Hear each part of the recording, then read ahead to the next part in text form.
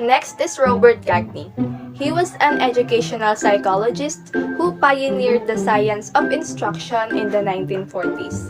His book, The Conditions of Learning, first published in 1965, identified the mental conditions that are necessary for effective learning. He proposed the hierarchical learning theory, wherein learning follows a hierarchy. Behavior is based on prerequisite conditions, and he introduced tasking in the formulation of objectives. Learning hierarchies define what intellectual skills are to be learned in the sequence of instruction. So these are the learning hierarchies according to Robert Gagné. The first one is signal learning. This is the simplest form of learning and consists essentially of the classical conditioning first described by the behavioral psychologist Pavlov. In this type of learning, the animal or individual acquires a conditioned response to a given signals. Next is stimulus response. It refers to the belief that behavior manifests as a result of the interplay between stimulus and response. So in other words, behavior cannot exist without a stimulus of some sort, at least from this perspective. Like for example, you are hungry, so you eat some food. And another example is you are cold, so you put on a jacket.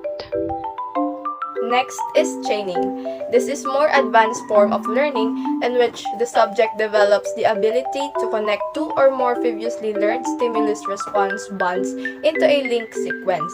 It is the process whereby most complex psychomotor skills, like for instance riding a bicycle or playing the piano, are learned. So this chaining refers to the uses of our psychomotor skills. Next is verbal association. This is a form of chaining in which the links between the items being connected are verbal in nature.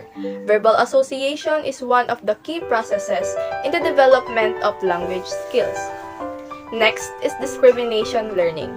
This involves developing the ability to make appropriate or different responses to a series of similar stimuli that differ in a systematic way.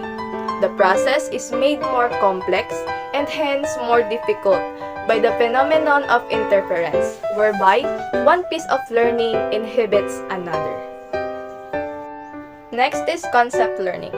This involves developing the ability to make a consistent response to different stimuli that form a common class or category of some sort. It forms the basis of the ability to generalize, classify, and etc. In learning a concept, we respond to stimuli in terms of abstract characteristics like color, shape, position, and number as opposed to concrete physical properties like specific wavelengths or particular intensities. Next is rule learning. This is a very high-level cognitive process that involves being able to learn relationships between concepts and apply these relationships in different situations, including situations not previously encountered. It forms the basis of the learning of general rules, procedures, and etc. And lastly, the problem solving. This is the highest level of cognitive process according to Gagné. It involves developing the ability to invent a complex rule, algorithm, or procedure for the purpose of solving one particular problem, and then using the method to solve other problems of a similar nature. Gagné also said that behavior is based on prerequisite conditions because learning is complex and diverse. Different learning outcomes or the capabilities of the students requires different instructions, prerequisites, and processing by the learners. In other words, the specific operations that constitute instructional events are different from each different type of learning outcome. Let's come now to 3.2, the cognitive information processing theory. So we have John Piaget. Theories of John Piaget. First one is cognitive development has stages from birth to maturity. So we all know that John Piaget is the proponent of cognitive development theory. So, cognitive development means how children think, explore, and figure things out. It is the development of knowledge, skills, and problem solving and disposition, wherein it can help children to think about and understand the world around them. And also, brain development is a part of cognitive development. So, we have different stages of cognitive development. The first one is sensory motor stage 0 to 2, pre-operational stage 2 to 7, concrete operational stage 7 to 11, and formal operations 11 onwards. Keys to learning. Assimilation. It is incorporation of new experiences. So assimilation occurs when a child perceives a new objects or events in terms of existing schemas or operations. Piaget emphasized the functional quality of assimilation, where children and adults tend to apply any mental structures that is available to assimilate a new event and actively seek to use this newly acquired mental structure. Next is accommodation or learning modification and adaptation. Psychologist John Piaget defined accommodation as the cognitive process of revising existing cognitive schemas, perceptions, and understanding so that new information can be incorporated. This happens when the existing schema or the knowledge of a person does not work and needs to be changed to deal with a new object or situation. In order to make sense of some new information, you actually adjust information you already have or the schemas you already have to make room for this new information. And equilibration, the balance between previous and latter learning. It is balancing the assimilation and accommodation. Next is Lev-Vygotsky. Theories of Lev-Vygotsky. Cultural transmission and development stage.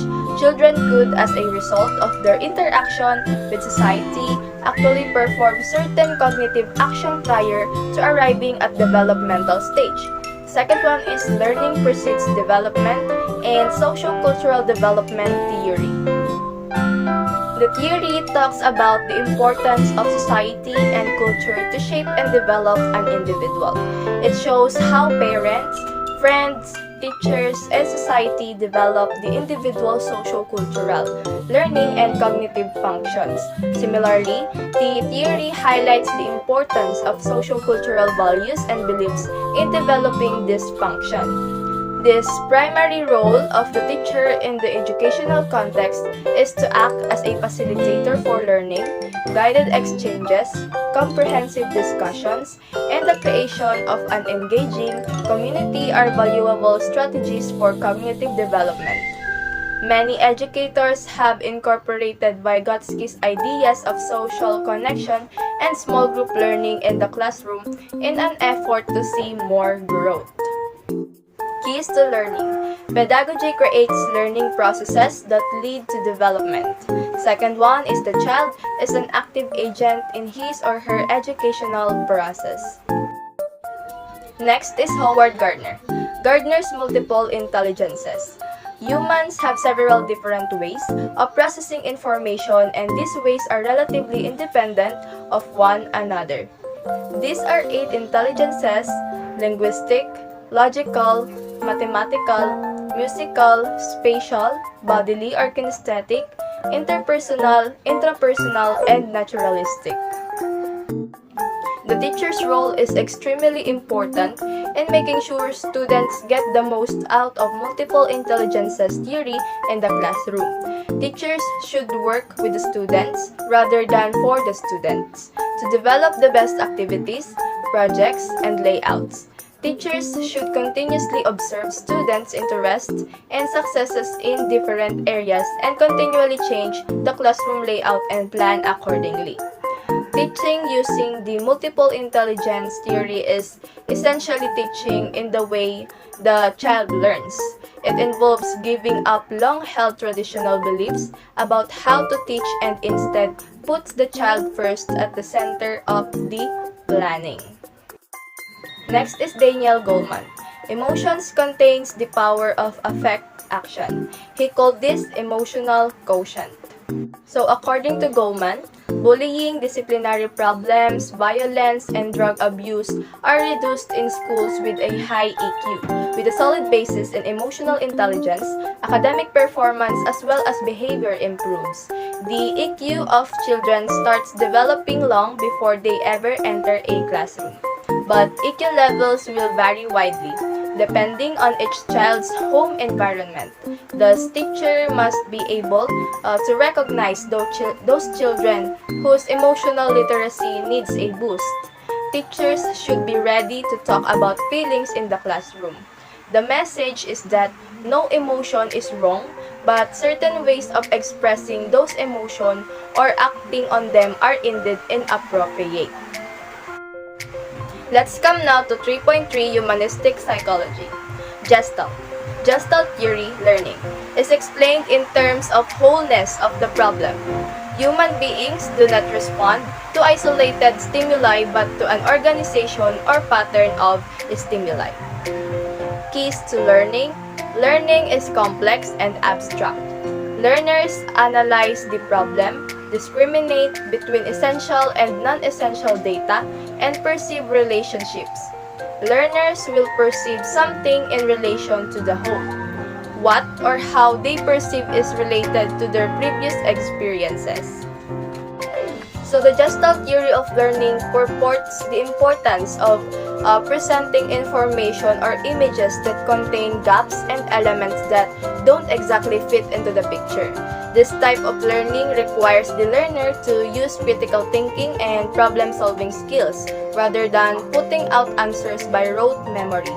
So the learner must examine and deliberate in order to find the answers they are seeking. So when educators are presenting information to the students using the Gestalt theory of learning, they must ensure that their instructional strategies make use of the organizational laws presented earlier in this law. Next is Abraham Maslow. He advanced the self-actualization theory, classic theory of human needs, and a child whose basic needs are not met will not be interested in acquiring knowledge of the world. He put importance to human emotions based on love and trust. Key to learning. Produce a healthy and happy learner who can accomplish, grow, and actualize his or her human self. So Maslow's hierarchy of need is the theory of motivation, which states that 5 categories of human needs dictate an individual's behavior. Those needs are physiological needs, safety needs, loved and belonging needs, esteem needs, and self-actualization needs. Maslow's hierarchy of needs is relevant to organizational theory because both are concerned with human motivation. Understanding what people need and how people's needs differ is an important part of effective management. Like for instance, some people work primarily for money, but they also like to go to work because they enjoy feeling respected by others and appreciated for their good work. Carl Rogers, non-directive and therapeutic learning. He established counseling procedures and methods for facilitator learning. Children's perception, which are highly individualistic, influence their learning and behavior in class. Key to learning. Curriculum is concerned with process, not product, personal needs, not subject matter, psychological meaning, not cognitive scores. So he was an influential American psychologist who, along with Abraham Maslow, founded the humanistic approach to psychology. He developed non-directive psychotherapy, also called client-centered therapy, and later the person-centered approach, reflecting his belief that his model applied to interactions between all people, not just therapist-client relations. Rogers made significant contributions to the field of education with his theory of experiential learning. He maintained that all human beings have a natural desire to learn. Therefore, failure to learn is not due to the person's inability to learn, but rather to problems with the learning situation. Let's come now to 4.0, the social foundations of curriculum. The first one is school and society. Society as a source of change, schools as agents of change, and knowledge as an agent of change. Schools shape children's perceptions of the world. The values, beliefs, and norms of society are internalized within children so that they come to live and act like other members of the society. A good society is the product of a good school system, and a good school system is the product of a good society. So, there must be intimate relationships between the school and the society. Next is Emil Durkheim. Influence of society and social context in education. Things that surrounds individuals can change, develop their behavior. Consider two fundamental elements which are schools and civil society. So David Emile Durkheim was a French sociologist, and he formally established the academic discipline of sociology and is commonly cited as one of the principal architects of modern social science alongside Max Weber and Karl Marx. Durkheim argued that to become attached to society, the child must feel in it something that is real, alive, and powerful, which dominates the person and to which he owes the best part of himself. And also, education, and in particular, the teaching of history, provides this link between the individual and society. If history is taught effectively, it comes alive for children, linking them to their social past and developing in them in a sense of commitment to the social group. And also, Durkheim argued that school rules should be strictly enforced, with a series of punishments for those who broke the school rules, which reflected the seriousness of the damage done to the social group by the child who broke the rules. Durkheim also believed that by explaining why punishments were given for rule breakers, children would come to learn to exercise self-discipline not only because of fear of punishment, but also because they could see the damage their deviant behavior did to the group as a whole. Next is Alvin Toffler, wrote the book Future Shock, believed that knowledge should prepare students for the future. He also suggested that in the future, parents might have the sources to prescribe curriculum from home as a result of technology, not in spite of it, or the homeschooling. Next is force all schools and students work creatively, collaboratively, and independent of their age. So when we talk of education, we talk of preparing the students for future. A strong guarantee of a bright future is a fully functional, fully engaged present. In order to prepare the students for a successful future, it is imperative to give a present of education that smoothly blends the optimistic futuristic curriculum with the foundational traditional courses in a balanced way. So the key word here is balance. So balance is what brings rhythm, harmony, and order in students' life, present and future. While the world is extending reality to augmented reality and virtual reality and intelligence to artificial intelligence, it is time for the schools to refurbish the curriculum around the new and novel concepts and instill analytical and problem-solving skills in students so that they are geared up to manage the challenges of the technology-driven world and life of tomorrow. At the same time, concept of teamwork, communication, ethics, and exploration which are found ruling in the past decades, curriculum should remain intact as they form a strong underpinning for the students' holistic growth. So the future curriculum should focus on problem solving, analytical thinking, imbibing imagination and creativity, and digital skills while retaining the advantages of teamwork and collaboration. So technology should be made to penetrate into the system in teaching, and also the learning, conducting examinations, and evaluating. So students should start learning about computers and their applications from a tender age. So the focus of computer should not be coding alone, but experimenting with imaginations and creativity in whichever way possible. So there should be intervention of computational thinking and data analysis too. Competition should aim at fostering the imaginative powers in students where only sky should be the limit. Talk of cybersecurity, talk of deep learning, talk of robotics, and you will be able to nurture a whole new bunch of creative, insightful, interpretive, and ingenious students for the future. Let us not forget about the traditional focus on ethics, values, and moral science, which are timeless in nature and will be as useful in future as they were in the past. So we have other theorists. The first one is Paulo Freire.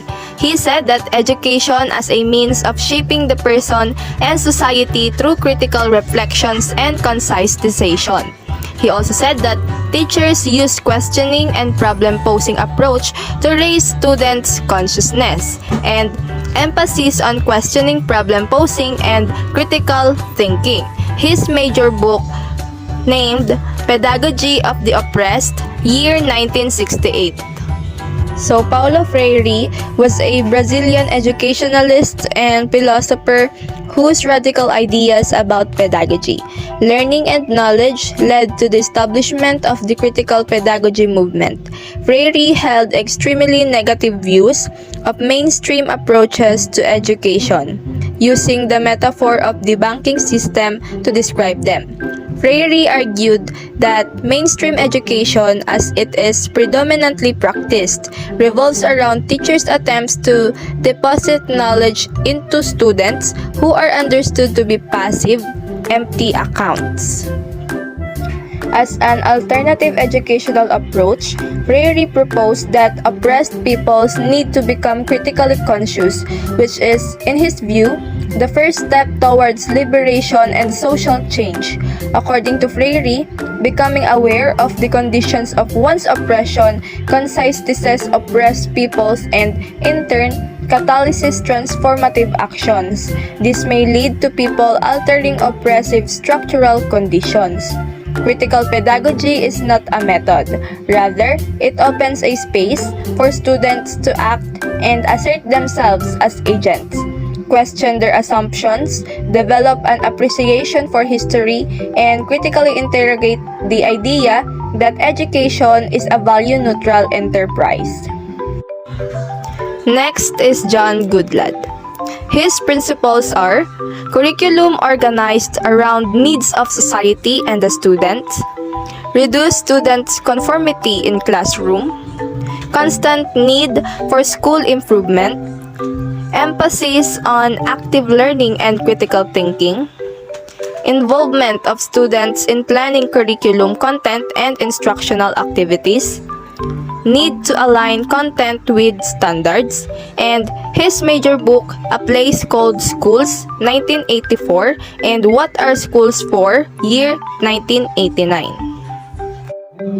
Goodland continues to emphasize the importance in a democratic society of making it comfortable for schools to go beyond the custodial functions, the regulations, and other barriers that so bedeviled him in his first year of teaching. In fact, his 8 years in Canadian public schools led to his belief that college educators who have a practical background can be the link between research and practice that is essential to overcoming these classroom obstacles to innovation. And the last one is William Piner. He broadened the conception of curriculum to enrich the practice. He understands the nature of the educational experience.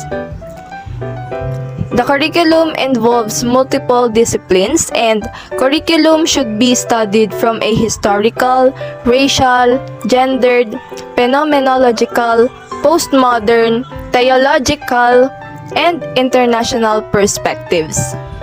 William Piner has interdisciplinary curriculum wherein a school's goal should be simple: that each student master a limited number of essential skills and areas of knowledge.